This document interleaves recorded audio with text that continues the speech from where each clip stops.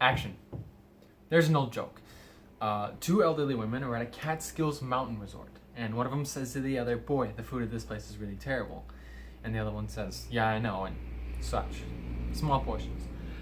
Well, that's essentially how I feel about life. Full of loneliness and misery and suffering and unhappiness, and it's all over much too quickly. And the other joke for me is one that's usually attributed to Groucho Marx, but appears originally in Freud's Witness relation to the unconscious. And it goes like this. I'm paraphrasing. I would never want to belong to any club that would have someone like me for a member. That's the key joke for my adult life in terms of my relationships with women.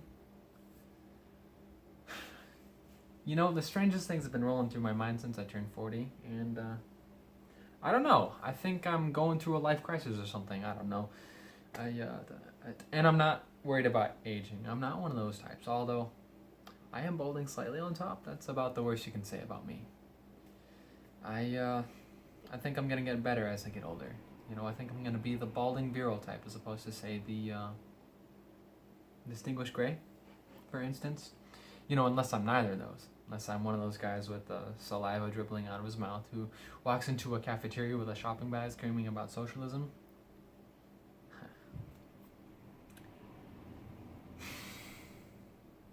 Annie and I broke up.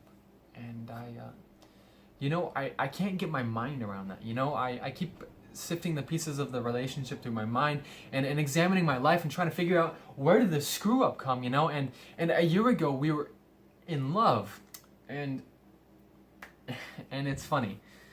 I'm not a morose type. I'm not a depressive character. You know, I think I was a reasonably happy kid growing up. You know, I was brought up in Brooklyn during World War II. You know, my analyst says I exaggerate my childhood memories, but I swear, I was brought up under the roller coaster in the Coney Island section of Brooklyn, which explains my personality, which is a little nervous, I guess.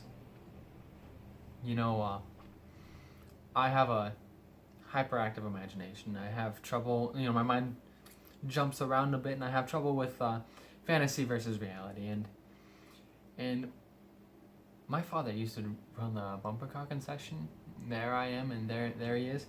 And I used to get my aggression out through those cars all the time. I remember the staff at our public school. We had a saying, those who can't do, teach, and those who can't teach, teach gym.